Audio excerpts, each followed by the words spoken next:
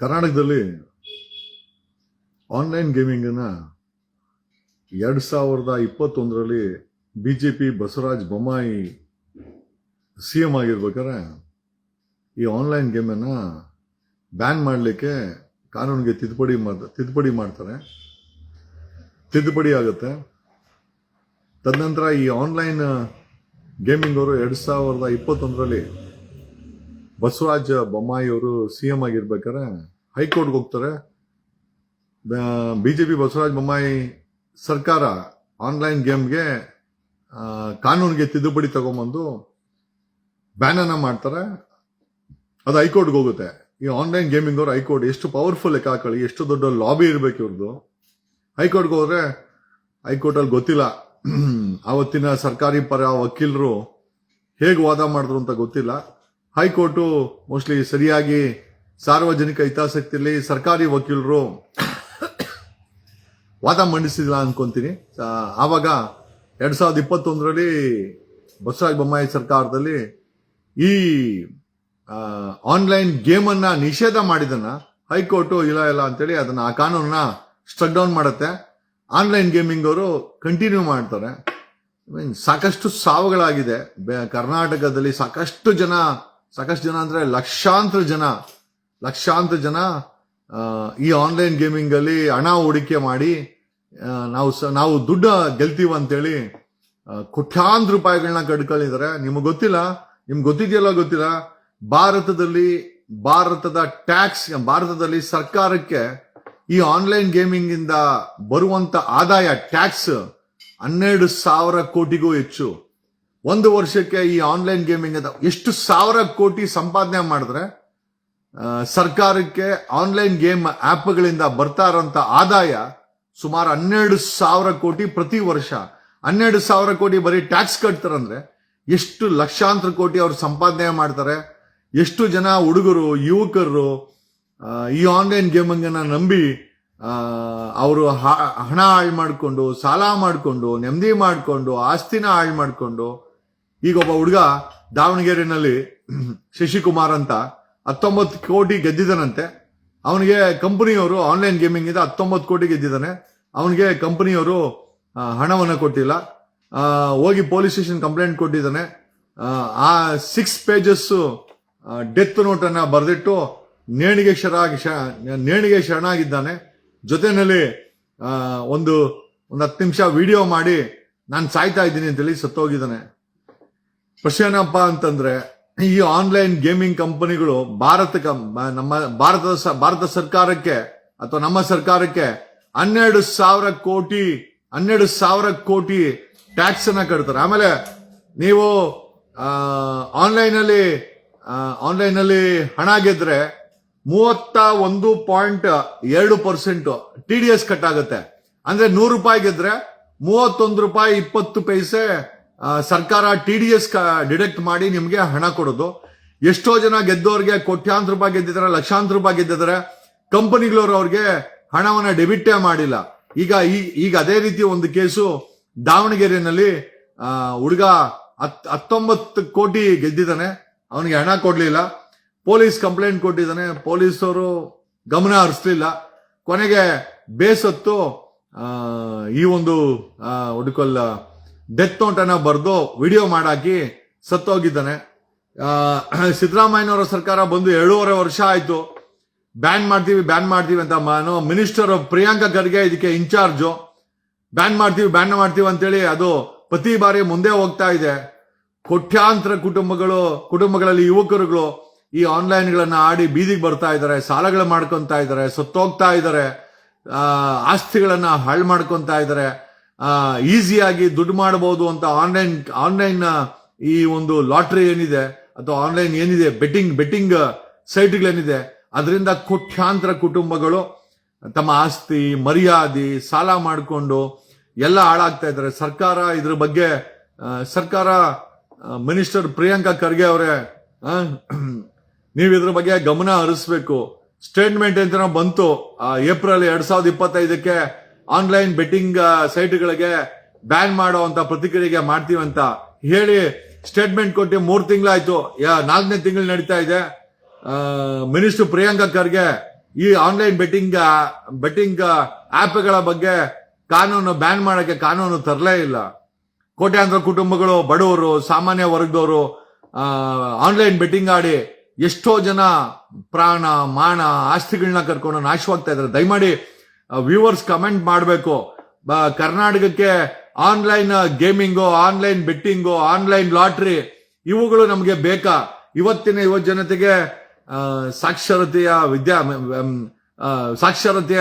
ಒಂದು ವಿದ್ಯೆಯನ್ನ ಕೊಡ್ಬೇಕೇ ಹೊರತು ಅವರನ್ನ ಈ ಆನ್ಲೈನ್ ಗೇಮಿಂಗ್ ಕಂಪನಿ, ಇವತ್ತು ನೋಡಿ ಅವನ್ ಯಾರೋ ಶಶಿಕುಮಾರ್ ಅಂತೆ ದಾವಣಗೆರೆಯಲ್ಲಿ 19 ಕೋಟಿ ಗೆದ್ದಿದ್ದಾನೆ. ಮತ್ತಾರೋ ನಾನು ಇದನ್ನ ಮಾಡ್ತಿದ್ದೇನೋ ಆ ಪೋಸ್ಟ್ ಹಾಕಿದ ಕೆಳಗಡೆ ಯಾರೋ ಬರ್ದಿದ್ರು, ದೊಡ್ಡಣ್ಣ ಫಿಲಂ ಆಕ್ಟರ್ ದೊಡ್ಡಣ್ಣ ಅವರ ಅಳಿಯ ಕಾಂಗ್ರೆಸ್ MLA, ಮೋಸ್ಟ್ಲಿ ಚಿತ್ರದುರ್ಗ ಅನ್ಸುತ್ತೆ, ಅವ್ರದ್ದು ಏನೋ ಈ ಬೆಟ್ಟಿಂಗ್ ಆಪ್ಗಳಿದೆಯಂತೆ ಅಂತ ಯಾರೋ ಬರ್ದಿದ್ದಾರೆ ಅಲ್ಲಿ.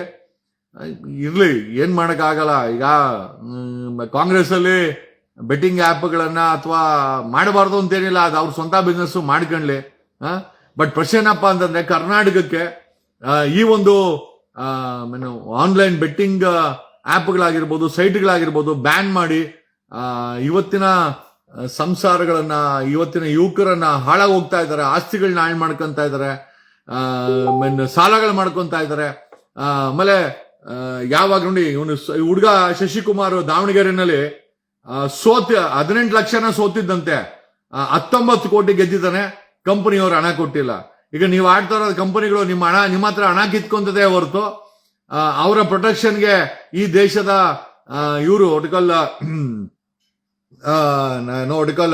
ಸರ್ಕಾರ ನಡೆಸೋರು ಕೂಡ ಇಂಥ ಆನ್ಲೈನ್ ಕಂಪನಿಗಳಿಗೆ ಏನೋ ಸಪೋರ್ಟ್ಗೆ ನಿಂತ್ಕೊಂಡಿದ್ದಾರೆ. ಹಂಗಾಗಿ ಇವ್ರು ಈ ಮಟ್ಟಕ್ಕೆ ಬೆಳ್ಕೊಂಡಿದ್ದಾರೆ. ಸೊ ನಮ್ಮ ವಿಚಾರ ಏನು ಅಂತಂದ್ರೆ, ಇದನ್ನೆಲ್ಲ ಬ್ಯಾನ್ ಮಾಡಬೇಕು. They have to ban all this.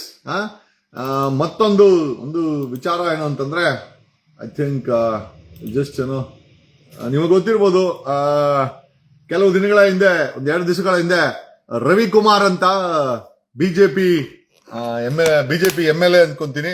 Okay, ನೋಡಿ ತೋರಿಸ್ತೀನಿ. ಮೋಸ್ಟ್ಲಿ ಇವರು ಬಿಜೆಪಿ MLA ಸರ್ಕಾರದ ಚೀಫ್ ಸೆಕ್ರೆಟರಿಗೆ ಮತ್ತೆ ಸಿದ್ದರಾಮಯ್ಯನವ್ರಿಗೆ ಅಶ್ಲೀಲವಾಗಿ ಅವ್ರ ಬಗ್ಗೆ ಮಾತಾಡಿದಂತ ವ್ಯಕ್ತಿ FIR ಆಗಿತ್ತು. ಹೈಕೋರ್ಟ್ ಅವ್ರನ್ನ ಅರೆಸ್ಟ್ ಮಾಡಬೇಡಿ ಅಂತ ತಡೆಯಾಜ್ಞೆ ಸ್ಟೇ ಕೊಟ್ಟಿದೆ. ಸೊ ಪ್ರಶ್ನೆ ಏನಪ್ಪಾ ಅಂತಂದ್ರೆ ಕಾಂಗ್ರೆಸ್ ಅಲ್ಲಿ ದಮ್ಮೋ ತಾಕತ್ತಿರುವಂತ ವ್ಯಕ್ತಿಗಳು ಯಾರು ಇಲ್ವಾ? ಒಂದು 4-5 ತಿಂಗಳ ಹಿಂಗಡೆ CT ರವಿ ಲಕ್ಷ್ಮೀ ಹೆಬ್ಬಾಳ್ಕರ್ಗೆ ಬೆಳಗಾವಿ ಸೆಷನ್ ನಲ್ಲಿ ಬಾಯಿಗೆ ಬಂದಾಗ ಮಾತಾಡ್ದ. ಆಗ ಖಂಡಿತವಾಗಿ ನಮ್ಗೆ ಬೇಜಾರಾಯ್ತು. ನಾನೇ ಅದನ್ನ ಪ್ರಶ್ನೆ ಮಾಡಿದೆ CT ರವಿನ. ನಾವ್ ಹೆಂಗ್ ಕೇಳ್ಬೇಕು ಹಂಗ್ ಕೇಳಿದ್ವಿ.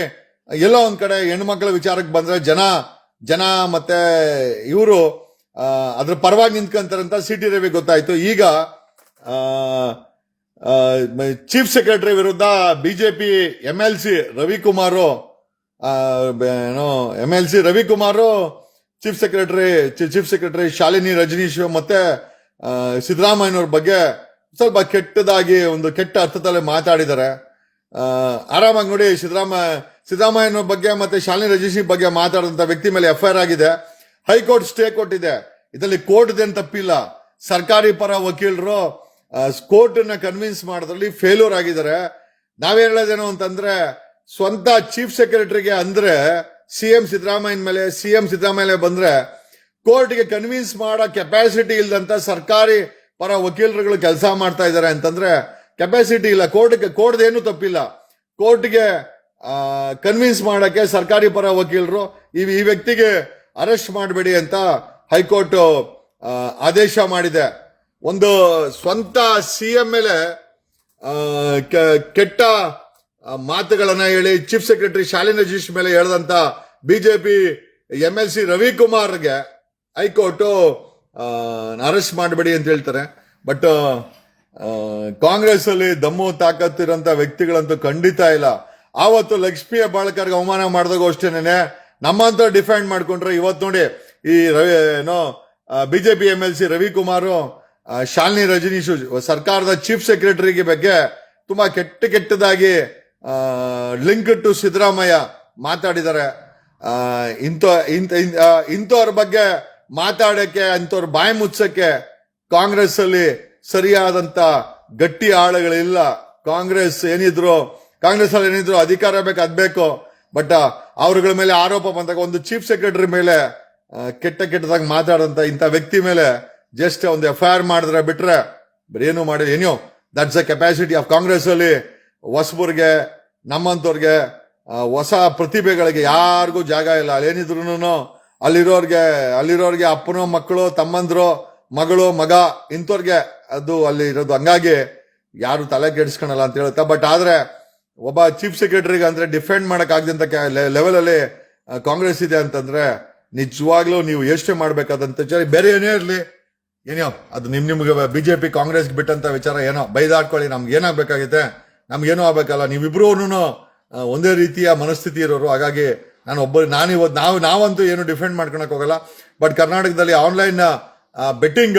ಆನ್ಲೈನ್ ಬೆಟ್ಟಿಂಗ್ ಏನಿದೆ ಇದನ್ನ ಬ್ಯಾನ್ ಮಾಡಬೇಕು. ಮಿನಿಸ್ಟರ್ ಪ್ರಿಯಾಂಕಾ ಖರ್ಗೆ ದಾವಣಗೆರೆನಲ್ಲಿ ಶಶಿಕುಮಾರ್ ಅನ್ನೋ ಹುಡುಗ ನೇಣಕಂಡು ಸುತ್ತೋಗಿದ್ದಾನೆ. ಕಿಂಚಿತ್ತಾದ್ರೂ ನಿಮ್ಗೆ ಮಾನವೀಯತೆ ಇದ್ದು ಕರ್ನಾಟಕದಲ್ಲಿ ಸಂಸಾರಗಳು, ಫ್ಯಾಮಿಲಿಗಳು ಉಳಿಬೇಕು ಅಂತಂದ್ರೆ ಈ ಆನ್ಲೈನ್ ಬೆಟ್ಟಿಂಗ್ ಅನ್ನ, ಆನ್ಲೈನ್ ಬೆಟ್ಟಿಂಗ್ ಸೈಟ್ಸ್ ಗಳನ್ನ, ಆನ್ಲೈನ್ ಬೆಟ್ಟಿಂಗ್ ರ್ಯಾಕೆಟ್ಸ್ ಗಳನ್ನ ಇದನ್ನ ಬ್ಯಾನ್ ಮಾಡಬೇಕಾಗಿದೆ. ಆಮೇಲೆ 2021ರಲ್ಲಿ ಇದು ಬ್ಯಾನ್ ಆಗಿದ್ದನ್ನ ಹೈಕೋರ್ಟ್ ಸ್ಟಕ್ ಡೌನ್ ಮಾಡ್ತು. ಪಾಲಿಸಿ ಮಾಡ್ಬೇಕಾದ್ರೆ ಸುದೀರ್ಘವಾದಂತ ಚರ್ಚೆ ಮತ್ತೆ ಅಲ್ಲಿ ವಿಶ್ವಾಸ ಇಟ್ಕೊಂಡು ಪಾಲಿಸಿ ಮಾಡಿ, ಯಾವುದೇ ಕಾರಣಕ್ಕೂ ಮತ್ತೆ ಹೈಕೋರ್ಟ್ ಅದನ್ನ ಸ್ಟಕ್ ಡೌನ್ ಮಾಡಬಾರ್ದು. ಮತ್ತೆ ಕರ್ನಾಟಕದಲ್ಲಿ ಈ ಆನ್ಲೈನ್ ಇಂದ ಆಳ ಹೋಗ್ತಾ ಇರುವಂತ ಸಂಸಾರಗಳು, ವ್ಯಕ್ತಿಗಳು, ಯುವಕರಿಗೆ ಈ ಒಂದು ಕಡಿವಾಣ ಬೀಳಬೇಕಾಗಿದೆ ಅಂತ ಹೇಳ್ತಾ ಈ ಲೈವ್ ಅನ್ನ ಮುಗಿಸ್ತಾ ಇದ್ದೀನಿ. ನಿಮ್ಮೆಲ್ಲರಿಗೂ ಧನ್ಯವಾದಗಳು. Good night, happy weekend.